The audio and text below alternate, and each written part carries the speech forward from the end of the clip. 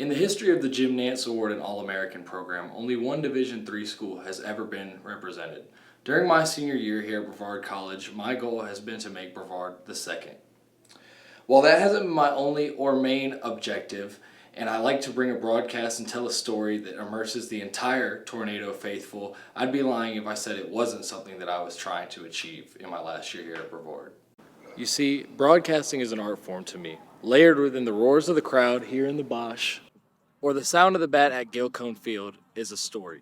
A story I've tried my utmost to tell with sincerity, humor, detail, and relatability. I always put the headset on wanting the viewer to feel like they're one-on-one with me watching the game. I truly believe I have honed my skills more than ever this year at Brevard, and that is why I am entering my name forward for the Jim Nantz Award and All-American program. I cannot wait to see all the other reels and great work from students across the country with the same goals as me. It is an honor to be able to cue my work besides an award and program linked to such a huge legend in the industry. So without further ado, here's my reel for the 2024 Jim Nantz Award and All-American program. The best is yet to come. I am Brady Penn, signing off once again until next time, saying let's go NATOs.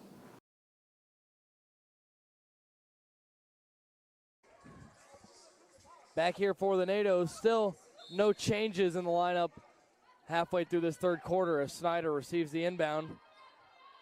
China Pouncey will stay on her. Weiland thinks about a three. Hester puts the hand up. Instead now a pass to Norton. Snyder, corner. China Pouncey right there, step for step. Snyder to her left, forces a pass to Norton. Heggie, three ball, no good. Offensive rebound, Southern Virginia. That one's brought in by Snyder. Had 8 rebounds in the first half. Now Weiland over to Norton. She's going to shoot up a three. That one bangs home.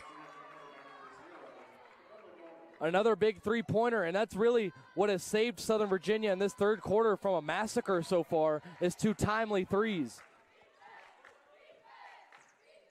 Otherwise, it'd be an 11-point Tornado lead. Instead, it's 5. Miller goes inside. Another floater. That one short. Rebound, Presley Heggie. Didn't feel like Olivia Miller needed to take that one.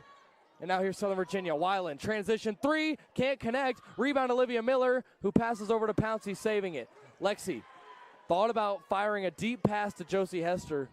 Instead, she'll regroup at the midcourt logo and call out the play. Christina Roan getting ready to check back in here. Shepard, Pouncey, over to Josie Hester, who's been quiet so far in the second half, as Miller nearly has a pass taken away from her, and an offensive foul. An offensive foul there against Josie Hester. Didn't quite catch what that was. Might have dropped the shoulder too aggressively. I don't know. A timeout coming here right before Lexi Shepard, or rather Michaela Street and Christina Roan check back into this one. 3:25 to go in the third. It's a 5-point ball game, 39-34. We'll take a look at some of the statistics individually for these players. For the Tornadoes, only 4 different NATOs have scored out of the 9 that have checked in. 10 points for Olivia Miller, 11 points for Josie Hester, 12 points for Nalia Boyce, and 6 for Michaela Street. Nobody else has scored. And then you look at Southern Virginia. Weiland leading the way with 14 for them. After that, it's Snyder with 8. And sort of a similar situation. Only 5 Southern Virginia players have checked in out of 11. Or have scored out of 11 that have checked in. Apologies on the misspeak there. 14 points for Weiland, 5 for 9 from the field. And then you look at the rebounds. Snyder, undersized a little bit of guard, but similar to Lexi Shepard and China Pouncey, just hustles to where the ball is. 10 rebounds for her already. Weiland had 4 turnovers at the half. None here in this third quarter. And you look at the total turnovers for both teams. 3 for Southern Virginia here in the third. 13 total, had 10 in the first half.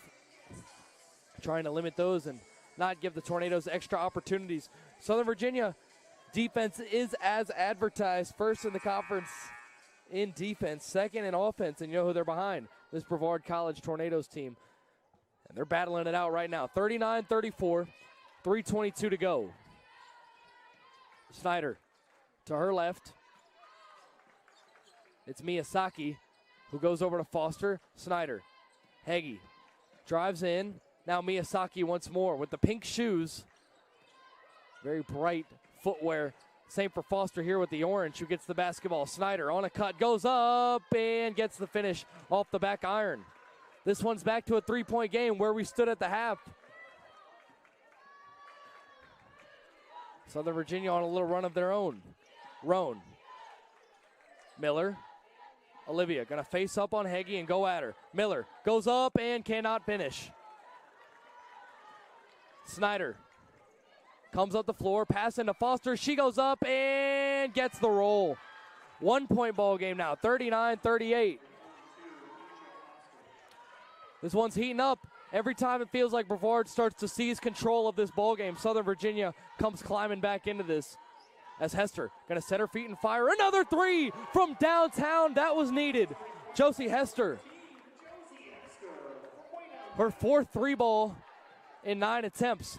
Snyder now going to try and go coast to coast. She's picked up. Ball knocked up in the air by Hester and out of bounds. It'll stay with the Knights.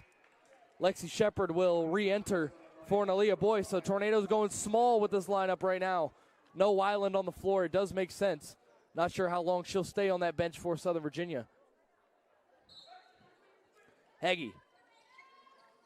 Inbound to Snyder. Guarded by Christina Roan. Less than 2 minutes to play in the third.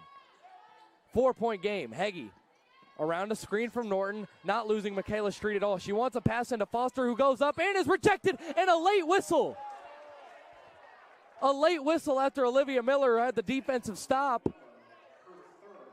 That's Olivia's 3rd. And 2 free throws coming here for Asia Foster, the sophomore forward out of Knightdale, North Carolina.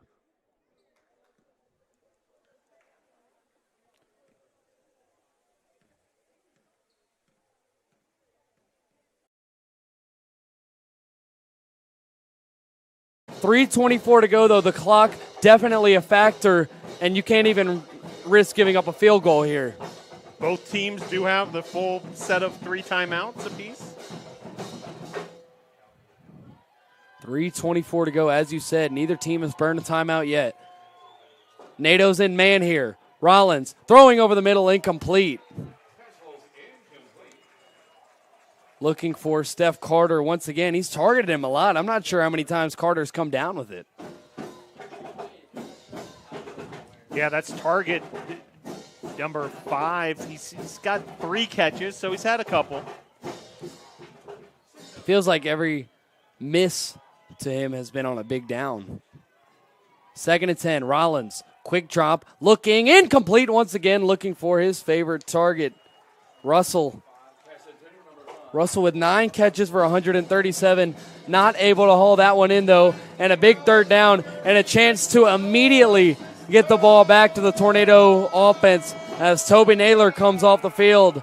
Bailey Ramey in at linebacker with Bowman in that cat position, Holloway at nickel. Maryville, Rollins 2 of 10 today on 3rd down. By himself, takes a snap looking, caught, and he's going to get the 1st down. That's Russell once again. You knew they were going to try and find him again quickly, and the chains will move here for Maryville as we get close to the 3-minute mark.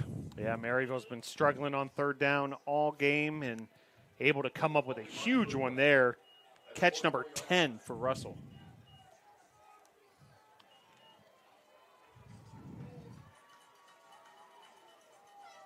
.301 to go. Now we've hit the 3-minute mark. Rollins making a check. Ball on their own 44, not too far out from field goal range. Rollins takes a snap. Looking over the middle, he's got a man who goes backwards now and is going to manage to get maybe 4. Not a smart decision there. Cantrell Bowman in, bringing down Brock Skelton. Skelton tried to make a cut and ended up doing the Tornadoes a favor there and losing some of the yards he otherwise would have had. 2nd and 6. And the Tornadoes have got to cover that middle of the field. It seems like every time Maryville's got a big completion, that's where it's come from. They want to hit the guy crossing over the middle and give him space to run. Rollins under pressure, stepping up, moving to the right, and he will be pushed out of bounds by Burgess a couple yards shy of the sticks, maybe 2 yards shy. Another big 3rd down coming up, 2:03 to go. And there is a flag, and it is in the backfield, and it is going to go as a holding call against Maryville. So another big play in favor of the Tornadoes. 2:03 to go. As good as it gets, as good of a finish as you're going to see. And we're just hoping the good guys come out on top. Homecoming here at Brevard. And a real treat that we've gotten to watch so far. Another man coverage situation for the Nados. Rollins stepping up. He's hit. There's a flag. It might come back again. Rollins makes a man miss and is brought down by Pleasure, but I think this one's going to get moved back even further. Tornado sideline, including Coach Kayat, seem confident in that. As Dorsey will come off for Trey Williams. Langford will get Devon Robinson. And sort of those heavy hitters, those mainstays on the D-line coming in. Toby Naylor coming in as well. And it is another hold against Maryville. 2 holds against Maryville. The first one declined. Second one accepted. And it'll be second and very long for the Scots. And all of a sudden it looks like Tornadoes might be able to get the ball last and have a chance to drive for the win if they can come up with 2 more stops. Just don't give up 26 yards. It's as simple as that. While also not being that simple. Yeah, you wonder the play call here from Maryville's perspective. Do you run the ball and, force Brevard to maybe burn a timeout in this situation? Maybe, bust one, or do you try to get to that first down marker? Let's see it. Rollins dropping back once again. Pressure in his face. It's Bowman. That one's going to bounce in front of his receiver, looking for Dunson, and the clock will stop, too, for the Tornadoes. So even if they try and run the ball here, Tornadoes can still have 2 timeouts remaining and get the ball with maybe 1:20 to go in pretty good field position. 3rd and 26. You got to imagine the Nados are dropping back on this one. Maybe a 3-man pressure coming. NATO sideline getting the crowd to get into it here. 1:37 to go. Rollins dropping, looking, deep shot down the right sideline. Woods. It is going to be a catch. A catch deep down the field for Maryville. What an effort. Corey Russell once again. And James Woods was right there. 3rd and 26. And NATO's trying to get off the field. Schultes and Langford trying to get off. They do. Ball on the 30, not quite field goal range. Rollins looking. He's going to be sacked! Robert Dorsey! Big play, Rob! Once again, Robert Dorsey, every time adversity hits, he finds a way to get pressure on the quarterback. What a huge play by Robert Dorsey. They did get confirmation, Brady. It was Daigle, not Russell, on that big play down the sideline, but what an answer from Dorsey. Dorsey definitely just took them out of field goal range. There's still 1:10 to go. You got some work to do. You don't want to let them get another long conversion, and I'm still in shock that James Woods wasn't able to come down with that football. They both looked like they had hands on the ball. Obviously, Ty goes to the receiver, but knowing James Woods and the DB he is, I'm taking him in that matchup 10 out of 10 times. Just not the way the ball rolled this time. But the Tornadoes still with a really good shot here, 2nd and 19 after the sack by Dorsey. Definitely don't want to give up the first down, but you don't want to even let them get close enough to the sticks to make it a debate on whether or not they can kick a field goal. Yeah, you mentioned that. It was a 42-yard completion to Daigle. You thought Woods had it. There was some hesitation even from the referee on that side on what the call was going to be. You see those sorts of wrestling matches on a scrum, on a fumble or something, but to see it on such a critical play in this game, Exactly, wow. Both fighting for it. Moore now in at corner on that far side for Woods. Rollins dropping back, stepping up, throwing over the middle. That one is caught. Another nice catch by a Maryville receiver. That's Carter, Steph Carter, and now knocking on the door of field goal range. 55 seconds to go. Maryville still with 2 timeouts, and I wouldn't be surprised to see them call one here. 3rd and 5, biggest play of the game to this point. Rollins drops back, looking, under pressure. Grimes trying to get him. He's got him! Grimes and Dorsey, as well as Perkins in there. What a play! And a late flag. A late flag. Oh. A late flag near the Tornado sideline. We got to see what this is. A huge sack, a huge play. Grimes, Dorsey, and Perkins all getting in there. Grimes was able to hold him up. Dorsey able to come bring him down. As it stands, not in range at all. You see Dorsey coming off in pain, giving it his all. And it's going to be a foul against Moses Perkins. Sideline warning. Sideline. Okay, that's... He almost made the announcer mad. It didn't happen. So we got a 4th down. And we very well could be looking at an overtime situation here. 35.8 to go. Still 3 timeouts for the NATOs. Of course, you don't ever want to coach just to not lose. But with that being said, not sure how aggressive Coach Kyatt is going to be with 35 or less seconds to go here in the 4th. Absolute thriller here, Brady, and Grimes and Dorsey on that sack. Loss of 8 there. Huge. Couldn't ask for a bigger moment. And again, just like in that Warner game, when it seemed like all Warner had to do was bleed the clock out and Robert Dorsey forced that fumble, it seems like Dorsey just has a knack for the big moments and getting in the backfield when Brevard absolutely needs him to. A pass rush specialist and the transfer, Robert Dorsey, really making things happen. And now they're going to go for this, sort of in that no man's land like we've talked about on the 34 of Brevard. Huge, huge 4th down. Rollins in the empty, dropping back, looking over the middle, almost intercepted Terrion Burgess. NATOs are going to take over. Champ James is fired up, and here comes the Tornado offense with 31 and a half to go.